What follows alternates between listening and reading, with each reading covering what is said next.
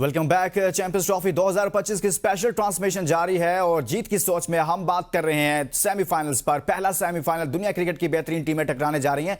इन टीमों में कौन सी टीम बेस्ट है, कौन सी टीम मजबूत और मजबूत तर है, इसी पर बात करें। लेकिन आगे बढ़ने से पहले मैं आपके सामने रखूंगा इस पूरे टूर्नामेंट में बॉलर्स की परफॉर्मेंस, यानी कि मजमूई तौर पर किस टीम के बॉलर्स ने ज्यादा विकेटें ली और वो टॉप पर कौन है, दूसरे नंबर पर कौन है, तीसरे पर कौन है, चौथे पर कौन है।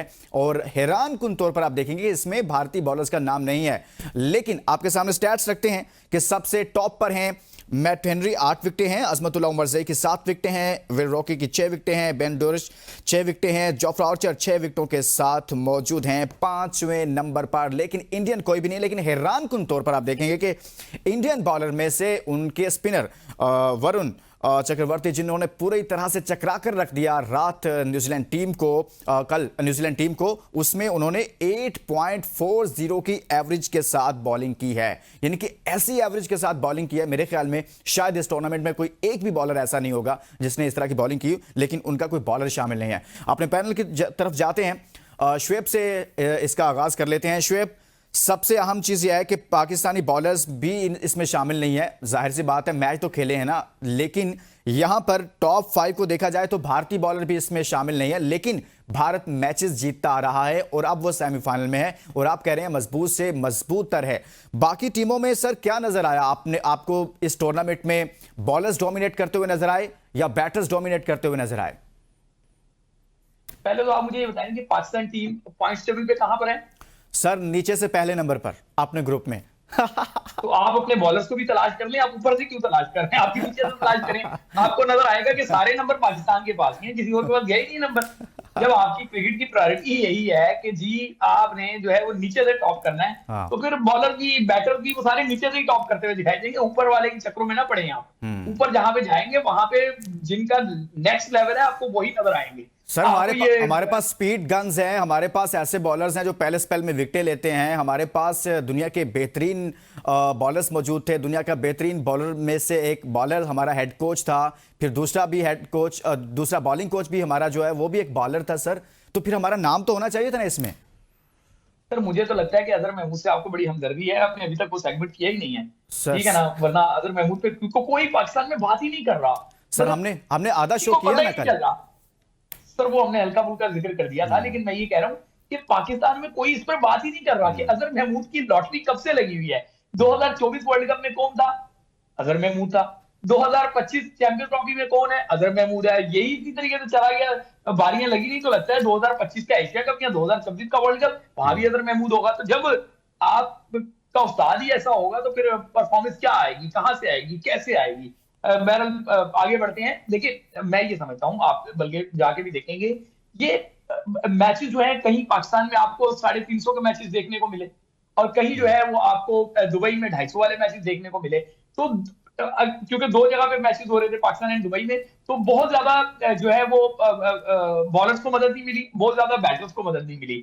अगर हम इनको अलग अलग जगह करें तो फिर हमें देखना पड़ेगा कि कहाँ बॉलर्स को मदद मिली, कहाँ बैटर्स को मिली। ओवरऑल अगर हम इस पे नजर डालते हैं तो कहीं आपको बैट्समैन जो है वो रन बनाते हुए दिखाई दिए, कहीं आपको बॉलर्स अपना रन जमाते हुए दिखाई दिए। वो अलग बात है कि लो स्कोरिंग मैच में भी विराट कोहली जो है वो आपके सेंचुरी बना के चला गया पाकिस्तान पे। इस तरीके से अगर हम देखते हैं, या शुभमन गिल जो है वो आपको सेंचुरी बनाता हुआ दिखाई दिया, ठीक है ना। इन चीजों को अगर हम देखते हैं तो आपको लगता है कि इस चैंपियंस ट्रॉफी में बहुत ज्यादा फर्क नहीं रहा। बॉलर्स को भी कहीं कहीं हेल्प मिलती रही, कहीं कहीं बैट्समैन को भी हेल्प मिलती रही, लेकिन विकेटों को अगर हम जाके देखते हैं तो विकेटें इतनी ज्यादा नहीं गिरी जितने ज्यादा रन बने हैं। लेकिन मैं फिर यही कहूंगा, इसका ये मतलब नहीं है कि ज्यादा रन बने हैं तो सारी सपोर्ट जो है ना वो बैटर्स को ही चली गई। लेकिन आप ठीक कह रहे हैं, लेकिन एक मैं पाकिस्तानी बॉलर्स की खुसूसन बात करना चाहता हूं।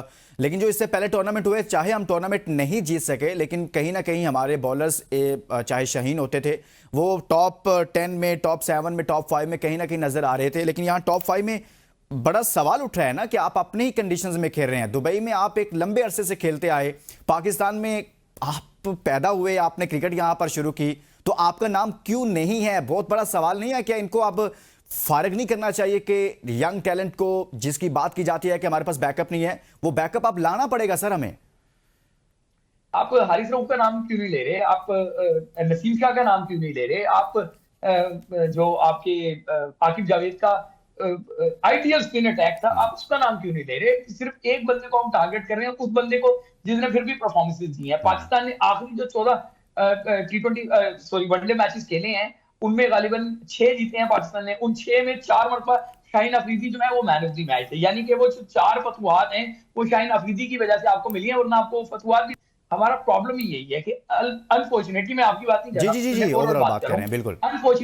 अनफॉर्चुनेटली जो है वो इस time media companies Shaheen Afridi के खिलाफ इतनी ज्यादा जोरों शोर से जा रही हैं, जिससे पता चल रहा है कि एजेंडा उनके खिलाफ जो है वो चलाया जा रहा है, सिर्फ इसलिए क्योंकि बाबर आजम जो है या किंग एंड कंपनी जो है या उनके जो हवारी हैं, उनको लगता है कि शाहीन अफरीदी ने उस ट्राइका से अलग हो गया था। हालांकि शाहीन अफरीदी अलग नहीं हुआ था, सही। इन्होंने फनकारी की थी। शाहीन अफरीदी तो पाकिस्तान के लिए आगे आया था। तो क्यों नहीं लोग नसीम शाह पे बात कर रहे? बताएं ना, नसीम शाह की क्या परफॉर्मेंसेज है? क्यों नहीं हारिस रऊफ पे बात हो रही? बताएं ना, हारिस रऊफ की क्या परफॉर्मेंसेज है? क्यों नहीं जो है वो स्पिन अटैक पे बात हो रही?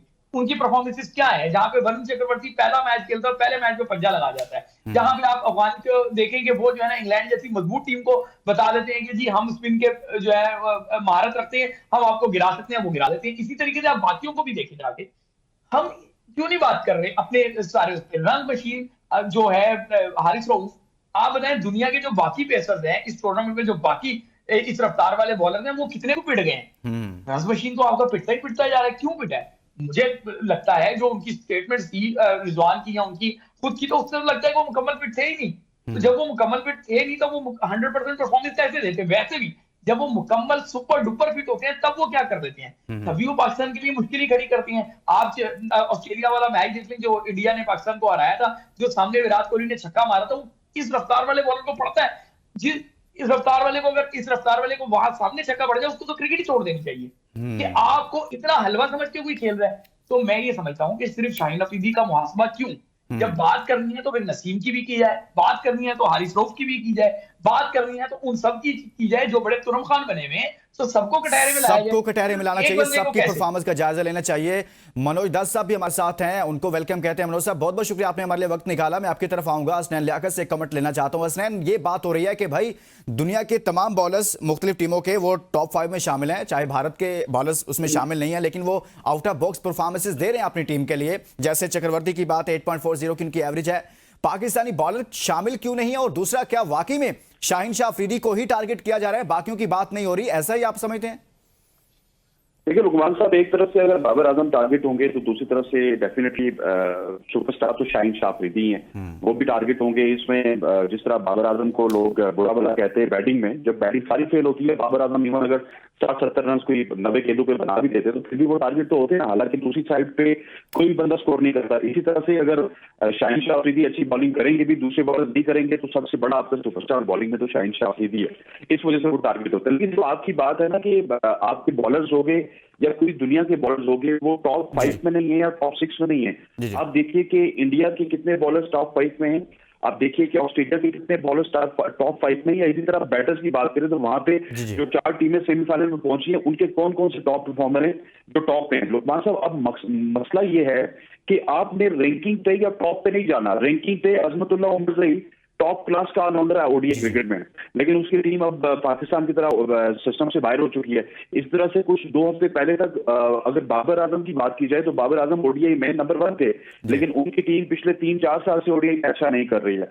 सो ये रैंकिंग में या फिर कौन टॉप है, ये मेरा ख्याल है कि अब हमें यहां से समझना चाहिए कि अगर आपके सारे बॉलर्स या सारे बैटर्स अच्छा परफॉर्म करते हैं, पैचेज में परफॉर्म करते हैं, एक दिन विराट परफॉर्म करता है, दूसरे दिन शुभमन गिल परफॉर्म करता है, एक दिन कुलदीप परफॉर्म करता है, दूसरे दिन वरुण चक्रवर्ती करता है, तीसरे दिन आपका हार्दिक पांड्या कर देता है, तो वहां पे जाके यही टीमें हैं जो आगे जाके आपको सेमीफाइनल में, फाइनल में नजर आएंगी। इंडिविजुअल ब्रिलियंस कभी भी हो सकती है, इतना मैटर नहीं करता है। आप बिल्कुल बड़ा अच्छा इस पर बात कर रहे हैं। मैं मनोज साहब हमारे साथ चूंकि आए हैं तो उनको भी प्रोग्राम में लेते हैं। मनोज दास साहब, कल बड़ा टाकरा होने जा रहा है, भारत वर्सेस ऑस्ट्रेलिया। सर, आप यानी कि भारत ऑस्ट्रेलिया से 2023 के वर्ल्ड कप का बदला लेने के लिए तैयार है, जो कुछ हुआ था, जो ट्रेविस हेड ने किया था? सर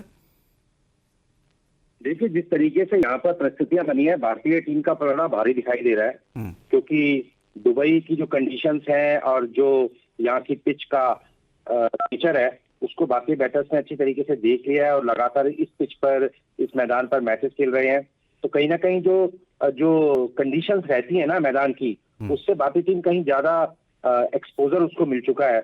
वहीं ऑस्ट्रेलिया की टीम खेलने आएगी और यहाँ पर जो सबसे महत्वपूर्ण रहेगा, जो लाइट है ना, लाइट कंडीशंस के लिए भारतीय खिलाड़ी ज्यादा यूज टू है, क्योंकि इसी मैदान पर लगातार उन्होंने फील्डिंग भी की है, बैटिंग भी किया, प्रैक्टिस सेशन भी इसी मैदान पर हुए हैं।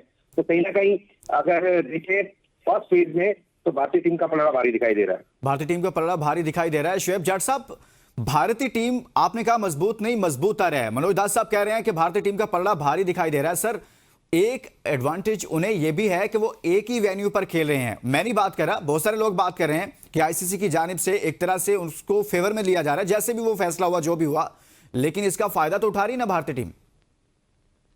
देखिए 2023 वर्ल्ड कप में तो भारतीय टीम पूरे भारत में खेलती हुई दिखाई दे रही थी, फाइनल तक फिर भी वो पहुंची थी।